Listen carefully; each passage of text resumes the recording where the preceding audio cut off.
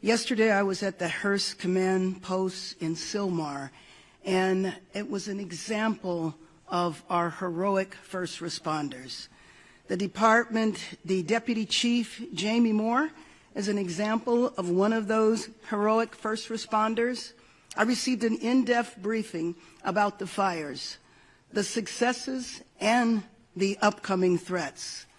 Also met with many volunteers. It was very inspirational to be there and to see groups of people coming up in the entire time I was there, delivering all sorts of supplies for the first responders.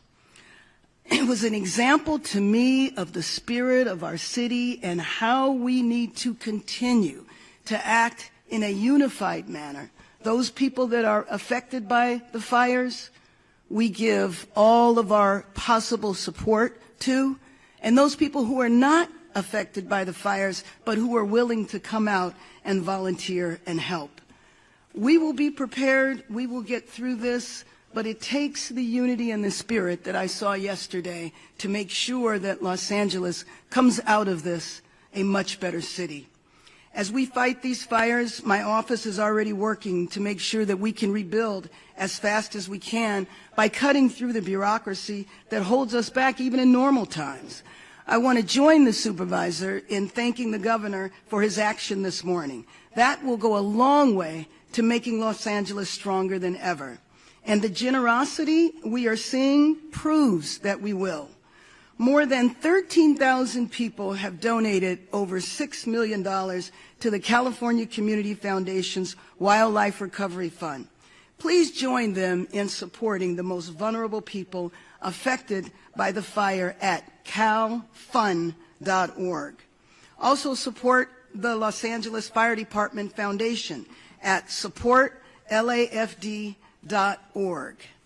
Let me thank every Los Angeles firefighter and the thousands of firefighters from across the state, the nation, and even the world.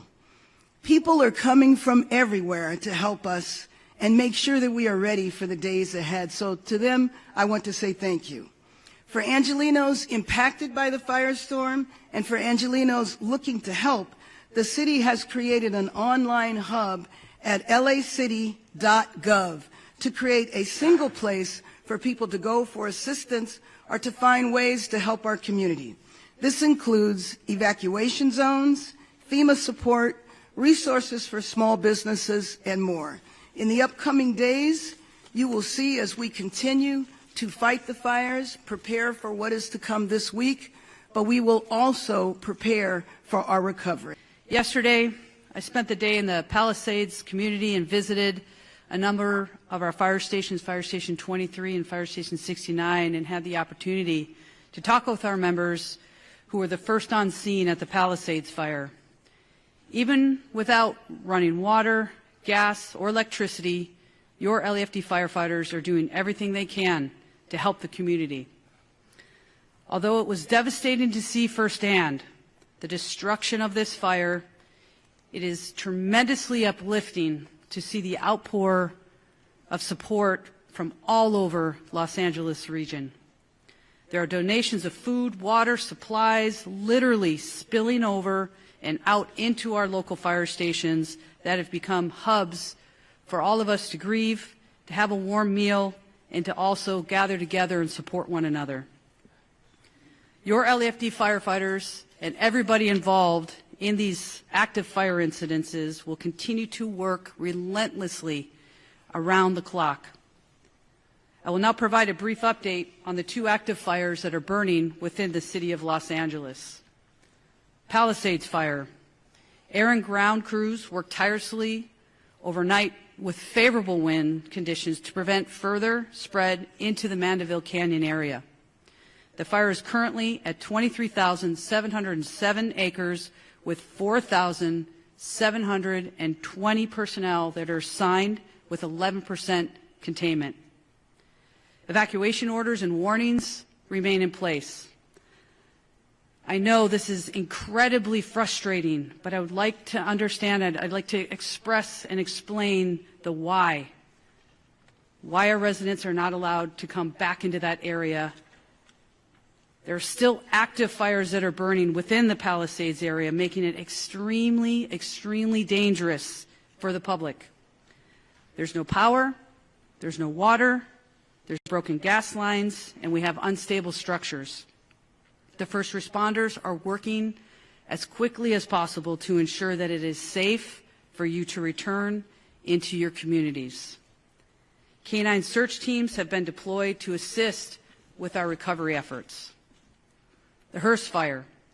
I'm extremely pleased to report that this fire has been held to 799 acres and is now 89% contained, with over 300 firefighters assigned. Now today, strong north to northeast winds gusts are up to 50 miles per hour with low humidity will be observed. A red flag warning is in effect and will remain until 6 p.m. Wednesday evening.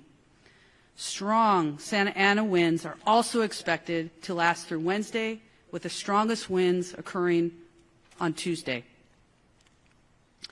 With the next wave of wind events, I want to be very, very clear here. It's very important that the community understands that these wind events are coming into Los Angeles. I want to reassure you that Mayor Bass, Chief McDonald, and I are united and focused on exactly what we need to do to prepare the city with these next strong winds that are coming.